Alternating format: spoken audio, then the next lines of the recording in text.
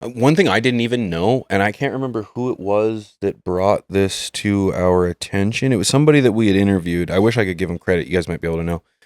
I didn't know that in the UK, they don't have skunks. Todd McCormick. Well, it was Todd. Yeah.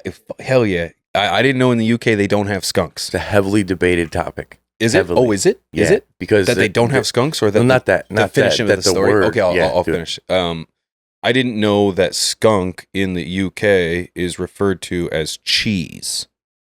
This is something that I learned just a couple months ago because in Europe doesn't have skunks. So when they compare that smell, they compare it to a cheese and not a skunk. And a cheese for me, I love cheese. Bubba cheese, you mentioned Exodus cheese. Like cheese is a great genetic. One of those ones where it's like, I'm not seeing a ton of it anymore. Yeah. Because cheese was something, 2010, 2015, in and around there. It was cheese, UK cheese. There was a ton of great cheeses. And then Todd filled me in that it's a skunk. It's a skunk. And now you're saying that's debated?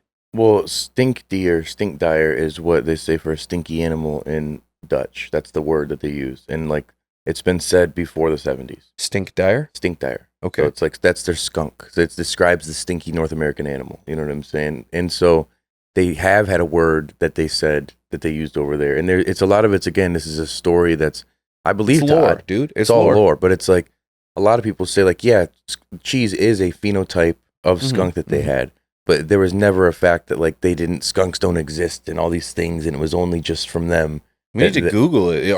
Is there skunks? There's no skunks there in North America, but they've known about skunks. Of like course, they've noticed, and they've used the word to describe stinky animal. It's called a stinky animal. It's like stinkdier. And that's the word that they use. And I had people blowing up my comment section about that on my Skunk One video, saying that they were like, actually, no, we do say that. Here's the word. There's a total translation. He's wrong. I'm like, huh.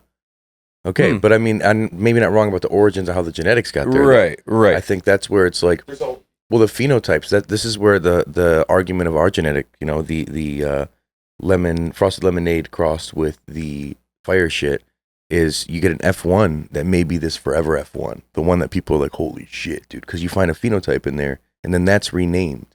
I mean, I believe Girl Scout cookies is the same concept, or it was cinnamon cookies. That's just a phenotype from an F1 that's been renamed. Mm-hmm. And so there's a lot of different genetics that have got popular like that. And I think that's where cheese, same thing. This is just an offshoot of, and it got totally renamed because it was that unique. It was that different. Okay, that's fair. Like that flavor, like number 2 compared to number 3 are totally different genetics in my opinion. Mm-hmm. Versus like pass them off as different. Exactly. Versus the one that I have back at home of my phenotype, completely different even thereon. So it's like these are ones that almost need the identification to have a different name, but then you have people breed these out and forget to say, hey, this is actually, the lineage is skunk, but the phenotype was cheese. So then you get like Exodus cheese, blue cheese, big Buddha cheese, all these variations. Did they have skunk in it, or are we describing a flavor or an odor that's cheesy? You know what I'm saying? Yep, I get it. Yep. Which I don't mind that, because that, like, maybe it doesn't have kush in it, but it's cushy. Maybe it isn't an OG, but it's OG, like, you know what I'm saying? Like, there's certain things that in my mind that helps me identify what I'm going to consume. You know, it may not have that lineage in there, but it'll give me the grasp of what I'm getting ready to purchase or grow. I forgot about cheese, man. So it definitely fits the list here, man. One of those rice. I want to capture it and grow it. You know? Yeah, dude. Yeah, cheese. Some of the best smoke I've ever had. Man. Heady high, strong effect. I always got the munchies from a cheese. I remember very distinctly getting heavy munchies after, and like, just like the narcotic effect. But me and my old buddy Brad used to take my rolling chairs in the kitchen. My mom was gone, and pull up chairs and sit like a TV show in the fridge and look at something to eat, just stoned as shit. Like, what are we gonna have, dude? Just literally sit there in chairs like it's a show, bombed out. But it's like, you get those certain cultivars that no matter what it's crossed with, it's like, oh, of course this has cheese in it. I have the munchies very bad. Like certain, they'll carry over. And I see less and less of that these days, other than runces and everything. But it's like some of these older, more hyped up, more prominent genetics, like they shined through every cross. They shined through every different genetic variation that they'd have, you'd be like, oh yeah, that's a widow, or oh, that's the glue. That they had that funk, and now it seems like that's less and less common. Mm-hmm. Yeah, I think a good one to mention too when we talk about like how strains where they came, how they came, they got hyped, they died off. There's a lot of genetics that get hyped, not even because of their lineage, not even because of their smoke, not even because of anything to do with the plant, but based on like celebrity endorsement. You know, you've got cookies, you've got Khalifa Kush, which is just OG Kush, The pheno. and it's now Khalifa Kush. These are genetics that really only became hyped because somebody pushed them.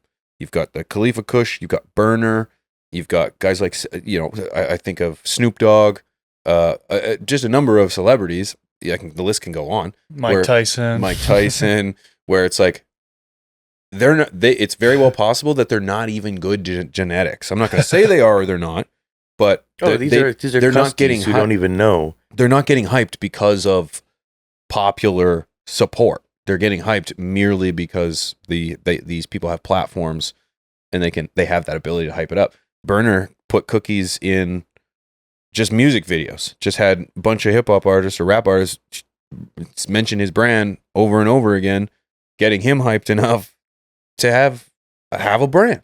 Well, and it's ruined the name Cookies. So when you talk anything cross with the cookies, they think it's Burners. You think go straight to Burner. Yeah, and it's like Girl Scout cookies. Like, oh, Burner stuff. No. Cinnamon cookies. Burners. You talking about Burner stuff? No. Like, no. Cookies is his brand. Right. I don't even know. Do they have any cookies strains? Like, not cookies branded genetics that they've made. No. But cookies crosses. No. So it's like... I can't say no. I know they've got like cereal milk and a few other things that may have that in the family. I don't know if cereal milk does, but it's one of those situations where it's like they've taken a name. It's like when you live in a town, you know, for me, they'd be like, you're a plumbing company and your name's going to be Grand Rapids Plumbing. But you don't represent the city of Grand Rapids. You don't work for the city of Grand Rapids. You just decided to have your LLC be Grand Rapids Plumbing. So now when people look for Grand Rapids Plumbing, well, you come up as Grand Rapids. And then when there's issues, they say, man, fuck, Grand Rapids Plumbing sucks. And they're like, yeah, those guys suck. It's like, no, I mean like the industry as a whole. It's like, oh, well, no, these guys, like, that's them. Like, no, it's not. They took the fucking name. They trademarked it and they made it so no one else can say it, and they don't even make cookies. And now there's cookies genetics, and like, oh, so that's just a bunch of Girl Scout cookie crosses? Like, no, it's not actually. They just they fucked the game up instead. Just made it confusing for everybody who's looking for these things. It's so weird how you people do that. I don't know. I almost said how you people do that, pigeons. Canadians. We're Canadians setting the pace for American industry. Yeah, no, I think it's kind of unfortunate, right? Because it's like you just like Khalifa, for example, Wiz Khalifa with OG Kush, just has a cut of OG Kush, likes it, puts his name on it, hypes it up, and now it's Khalifa Kush. It's like, and then we forget about the OG. It's like, wait a second, this is iconic. OG Kush, like when I smoke something, it's Kush. You said it earlier. It's like Cushy. It's got its own taste. Dude. Yeah, its own taste, and it's like Khalifa put his name on that taste. It's like no. Took what's already a general category, right, and made it his, and made it his single strain.